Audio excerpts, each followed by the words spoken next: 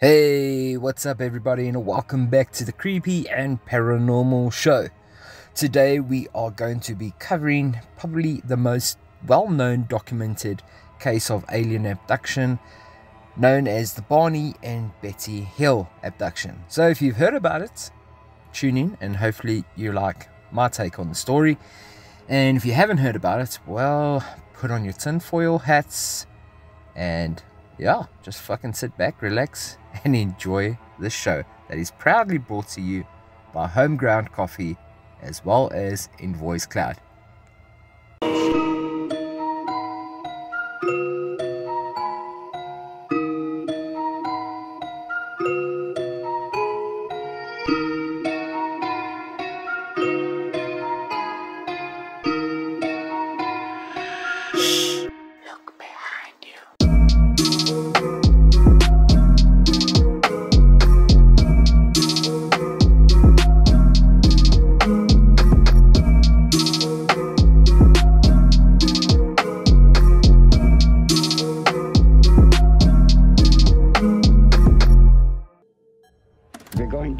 Deep sleep.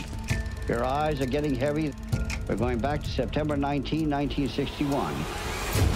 I'm Betty Hill, and my husband Barney and I were the first to be abducted by astronauts from another solar system. What makes the Betty and Barney case so extraordinary is they're the first Americans to claim to be abducted. It's the first time that hypnosis was used to regress people to recover those memories. Betty wanted to understand this and to unlock the secrets, if you will, of everything that happened. I don't know where we are. I don't even know how we got here. I was afraid when I saw the men in the road. Men in the road? I've never been so afraid in my life. It seems pretty clear what the aliens were doing. It's a medical exam. The examiner has a long needle, and he put it in my navel. Do they keep coming back? Have they gotten what they want? Or is there a further motive? I believed we had seen and been a part of something different than anything seen before. Barney and Betty Hill were an American couple who claimed that they were abducted by extraterrestrials in a rural portion of the state of New Hampshire from September 19 to September 20th, 1961. It was the first widely publicized report of an alien abduction in the United States. The incident came to be called the Hill abduction and the Zeta Reticuli incident because the star map shown to Betty Hill could possibly be the Zeta Reticuli system, according to some researchers. Their story was adapted into the best-selling 1966 book The Interrupted Journey and the 1975 television film The UFO Incident. In the early 21st century, plans were announced for a movie, as well as a TV series based on the incident, although as of 2023, nothing has been produced yet. The Hills lived in Portsmouth, New Hampshire. Barney, who was born in 1922, was employed by the United States Postal Service, while Betty was born in 1919, and she was a social worker. Active in the local Unitarian congregation, the Hills were also members of the NAACP as well as community leaders, and Barney sat on a local board of the United States Commission on Civil Rights. They were an interracial couple at a time when it was particularly uncommon in the United States. Barney was black and Betty was white.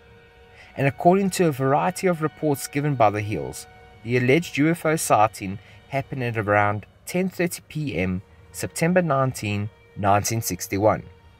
The Hills were driving back to Portsmouth from a vacation in Niagara Falls and Montreal, just south of Lancaster, New Hampshire. Betty claimed to observe a bright point of light in the sky that moved from below the moon and the planet Jupiter, upward to the west of the moon. While Barney navigated US Route 3, Betty reasoned that she was observing a falling star, only it moved upward. And because it moved erratically and grew bigger and brighter, Betty urged Barney to stop the car for a closer look. as well as to walk their dog, who was by the name of Dulcie.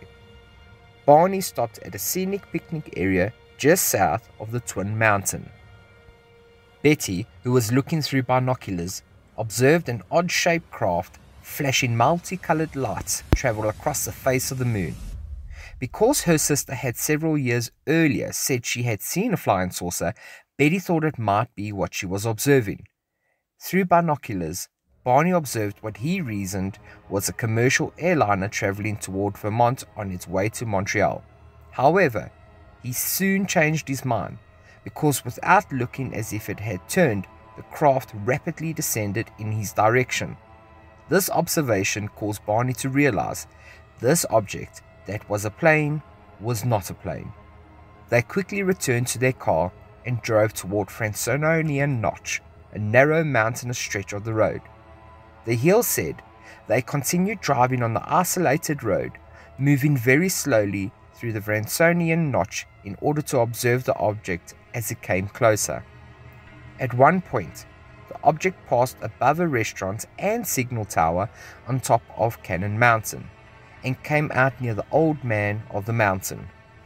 Betty testified that it was at least 1.5 meters the length of the granite cliff profile, which was 40 feet, or for us South Africans, 12 meters long, and that it seemed to be rotating. The couple watched as the silent, illuminated craft moved erratically and bounced back and forth in the night sky.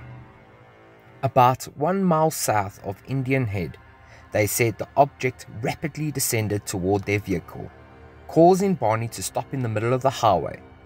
The huge, silent craft hovered above 80 to 100 feet above the hills, their 1957 Chevrolet Bel Air, and filled the entire field of view in the windshield. It reminded Barney of a huge pancake. Carrying his pistol in his pocket, he stepped away from the vehicle and moved closer toward the object. Using the binoculars, Barney claimed to have seen 8 to 11 humanoid figures who were peering out of the craft's windows, seeming to look at him. In unison, all but one figure moved to what appeared to be a panel on the rear wall of the hallway that encircled the front portion of the craft. The one remaining figure continued to look at Barney and communicated a message, telling him to stay where you are and keep looking. Barney had a recollection of observing the humanoid figures wearing glossy black uniforms and black caps. Red lights on what appeared to be a bat wing fins began to telescope out of the sides of the craft, and a long structure descended from the bottom of the craft. The silent craft approached to what Barney estimated was within 50 to 80 feet of overhead, and then the silent craft moved away from him. On October 21, 1961, Barney reported to National Investigations Committee on Aerial Phenomenon, also known as NICAP, investigator called Walter Webb, that the beings were somehow not human. Everybody has their own morning routines, but on the top of my list is coffee. Strong, hot black coffee. I physically can't start the day without a cup. However, sometimes life gets in the way and you're forced to buy a cup of coffee while on the road. And if you're like me, you struggle to find one that tastes good and is affordable. Well, now there is a one-stop solution for you. Homeground Coffee. The name is brilliant and so is the service. Situated at Benoni Northern Sports Ground, it's a nice central point for your morning commute. And why not get a delicious muffin or pie to go along with it? Homeground Coffee is the perfect go-to, and I advise you strongly to give them a try. When you do, let them know that I sent you. Find them on Facebook at Homeground Coffee as well as Instagram. That's Homeground Coffee, HOMEGROUND. Barney tore the binoculars away from his eyes and ran back to his car. In a near hysterical state, he told Betty they were going to capture us. He saw the object again shift its location to directly above the vehicle. He drove away as fast as he could, telling Betty to look for the object. She rolled down the window and looked up, and almost immediately, the Hills heard a rhythmic series of beeping and buzzing sounds, which they said seemed to bounce off the trunk of their vehicle. The car vibrated and a tingling sensation passed through the Hills' body. The Hills said that they then experienced the onset of an altered state of consciousness that left their minds dulled. A second series of beeping or buzzing sounds returned the couple to full consciousness. They found that they had traveled nearly 35 miles or 56 kilometers south, but had only vague, spotty memories of this section of road. They recalled making a sudden, sharp, unplanned turn, encountering a roadblock, and observing a fiery orb on the road. Arriving home at about dawn, the Hills assert that they had some odd sensations and impulses they could not readily explain. Betty insisted their luggage be kept near the back door rather than in the main part of the house. Their watches would never work ever again. Barney said that the leather strap for the binoculars was torn, though he could not recall it tearing. The toes of his best dressed shoes were scraped. Barney says he was compelled to examine his genitals in the bathroom, though he found nothing unusual. They took long showers to remove possible contamination and each drew a picture of what they had observed. Perplexed, the Hills say they tried to reconstruct the chronology of events as they witnessed the UFO and drove home. But immediately after they heard the buzzing sounds, their memories became incomplete and fragmented. After sleeping for a few hours, Betty awoke and placed the shoes and clothing she had worn during the drive into her closet, observing that the dress was torn at the hem, as well as the zipper and lining. Later, when she retrieved the items from her closet, she noticed a pinkish powder on her dress. She hung the dress on her clothesline and the pink powder blew away, but the dress was irreparably damaged. She threw it away, but then changed her mind, retrieved the dress, and hung it back in her closet. Over the years, 5 laboratories have conducted chemical and forensic analysis on the dress. There were shiny, concentric circles on their car's trunk that had not been there the previous day. Betty and Barney experimented with a compass, noting that when they moved it close to the spots, the needle would whirl rapidly. But when they moved it a few inches away from the shiny spots, it would drop down. September 21, Betty telephoned Pease Air Force Base to report their UFO encounter. Though, for fear of being labelled eccentric, she withheld some of the details. And the very next day on September 22nd, Major Paul W. Henderson telephoned the Hills for a more detailed interview. Henderson's report, dated September 26, determined that the Hills had probably misidentified the planet Jupiter. This was later changed to optical condition, inversion, and insufficient data. Report 100-1-61, Air Intelligence Information Record. His report was forwarded to Project Blue Book, the US Air Force's UFO research project. Now, I'm sure you've heard a couple of stories about Project Blue Book, and if you haven't, you definitely need to go and read up on it. It is fucking interesting, to say the least.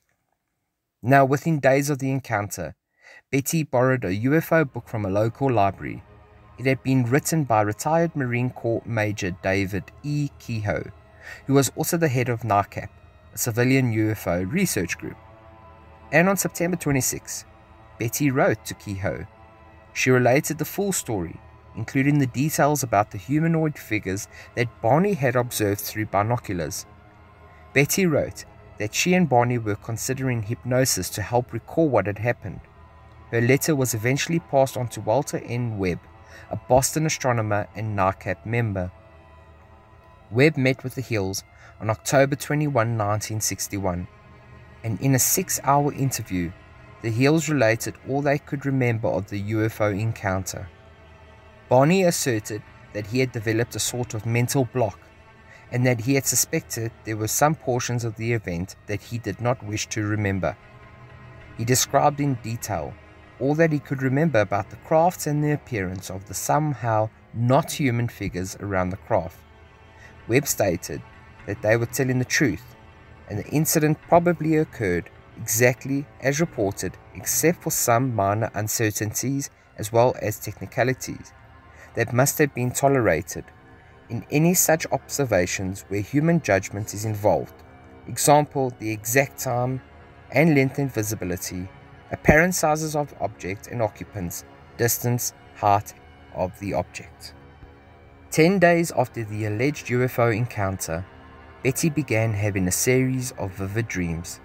They continued for 5 successive nights.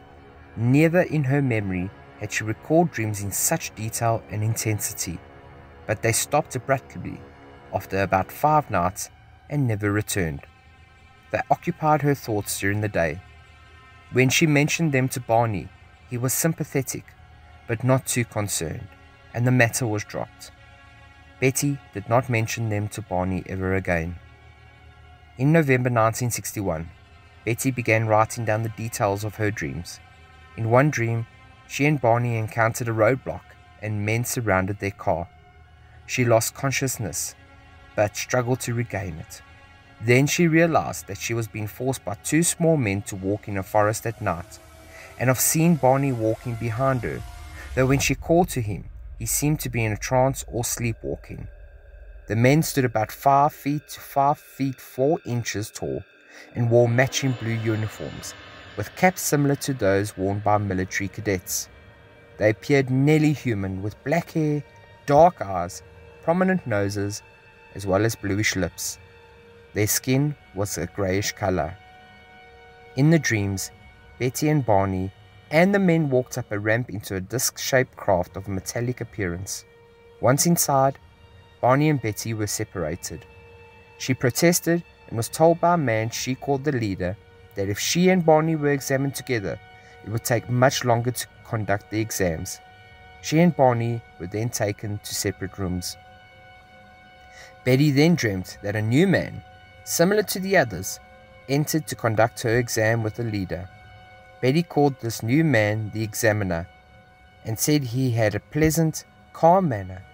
Though the leader and the examiner spoke to her in English, the examiner's commands of the language seemed imperfect and she had difficulty understanding him. The examiner told Betty that he would conduct a few tests to note the differences between human and the craft's occupants. He seated her on a chair and a bright light was shone on her. The man cut off a lock of Betty's hair. He examined her eyes, ears, mouth, teeth, throat, as well as hands. He saved trimmings from her fingernails, and after examining her legs and feet, the man used a dull knife, similar to a letter opener, to scrape some of the skin onto what resembled cellophane. He then tested her nervous system, and he thrust the needle into her navel, which caused Betty agonizing pain, whereupon the leader waved his hand in front of her eyes, and the pain vanished. The examiner left the room, and Betty engaged in conversation with the leader. She picked up a book with rows of strange symbols that the leader said she could take home with her. She also asked from where he came, and he pulled down an instructional map dotted with stars. In Betty's dream account, the men began escorting the Hills from the ship when a disagreement broke out. The leader then informed Betty that she couldn't keep the book anymore, stating that they had decided that the other men did not want her to even remember the encounter. Betty insisted that no matter what they did to her memory, she would one day recall the events. She and Barney were taken to their car, where the leader suggested that they had to wait and watch the craft's departure. They did so, then resumed their drive. On November 25, 1961, the Hills were again interviewed at length by NICAP members, this time C.D. Jackson and Robert E. Hoffman. Today's sponsor is called Invoice Cloud. Now, this is really awesome if you're an entrepreneur, small business owner, or even a freelancer. You know how difficult it is to manage and then create those invoices for your customers. But with Invoice Cloud, you have everything you need to create simple, professional estimates on the fly. It's easy to use and understand, and getting rid of all the nonsense so you can have more time to do what matters most, which is to grow your business. Invoice Cloud allows you to add your company details, logo, customer information, as well as products, making it a breeze to send estimates to your clients anytime, anywhere. Now, if you want to start your free 7-day trial and get invoicing in just under 5 minutes, All you need to do is head over to invoicecloud.co.za and boom, you are sorted. That's invoicecloud.co.za. Having read Webb's initial report, Jackson and Hoffman had many questions for the Hills. One of their main questions was about the length of the trip.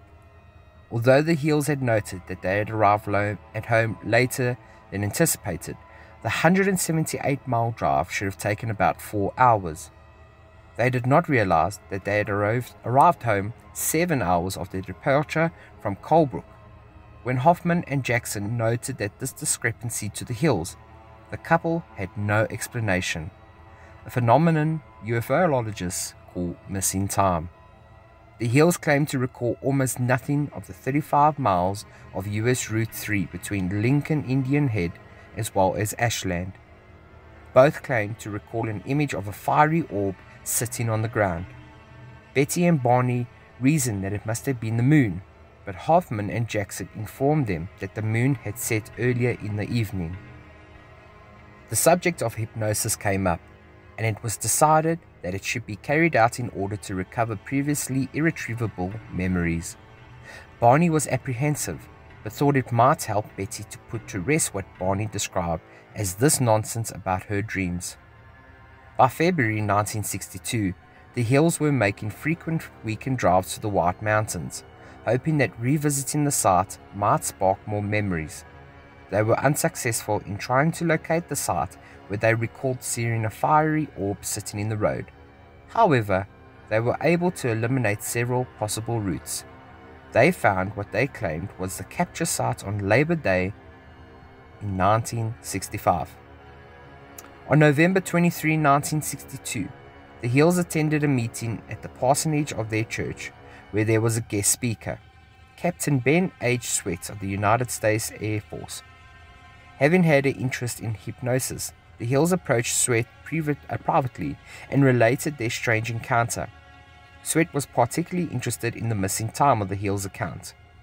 The Hills asked if he would hypnotize them to recover their memories, but Sweat declined and cautioned them against going to an amateur hypnotist such as himself. Psychiatrists later suggested that the supposed abduction was a hallucination brought on by the stress of being an interracial couple in the early 1960s. Betty discounted this suggestion, noting her relationship with Barney was happy, and their interracial marriage caused no notable problems with their friends or family. As noted in the Interrupted Journey, Simon thought that the Hills' marital status had nothing to do with the UFO encounter. Jim MacDonald, a resident of the area in which the Hills claim to have been abducted, has produced a detailed analysis of their journey which concludes that the episode was provoked by their misperceiving an aircraft warning beacon on Cannon Mountain for a UFO. MacDonald notes that from the road the Hills took, the beacon appears and disappears at exactly the time the Hills described the UFO as appearing and disappearing. The remainder of the experience is ascribed to stress, sleep deprivation, and false memories recovered from hypnosis. And after reading MacDonald's recreation, UFO expert Robert Sheffer writes that the Hills are the poster children for not driving when sleep deprived. MacDonald's article focused primarily on the Hills' observation of the light in the sky and the timing of the journey, discounting the Hills' accounts of close encounters south of Cannon Mountain as recovered memories. Skeptical Inquirer columnist Robert Schaefer wrote, "I was present at the National UFO Conference in New York City in 1980, at which Betty presented some of the UFO photos she had taken.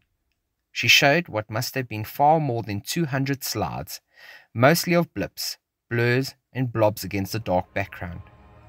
These were supposed to be UFOs coming in close, chasing her car, as well as landing.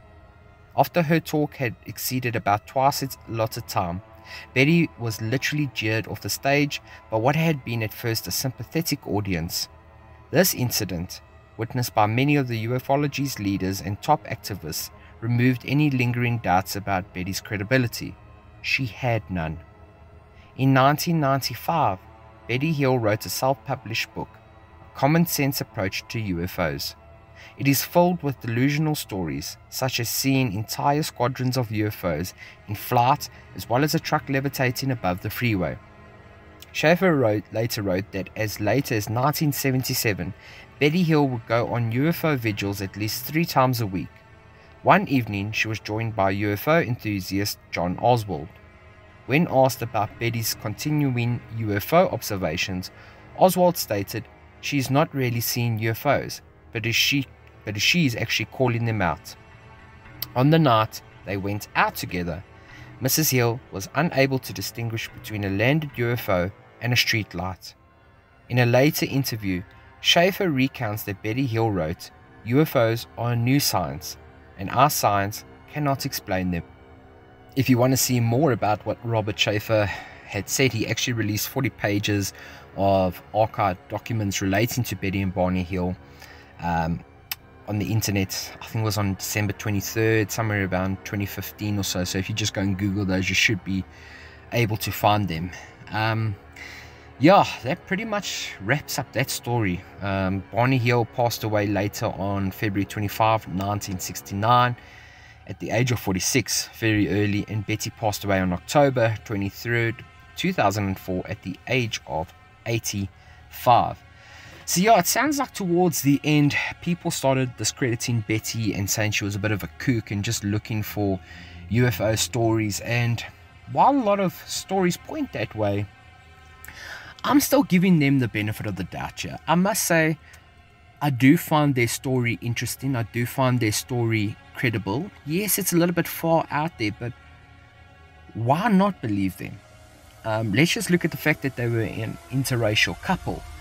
Now, that would cause a lot of stress, like people mentioned, in their relationship and all of that. So why would they want to go and publicly put themselves out there with something so crazy as a freaking UFO story and say they got abducted? Why would they do that, getting more attention, when as an interracial couple, surely they were trying to hang low and stay out of the public media?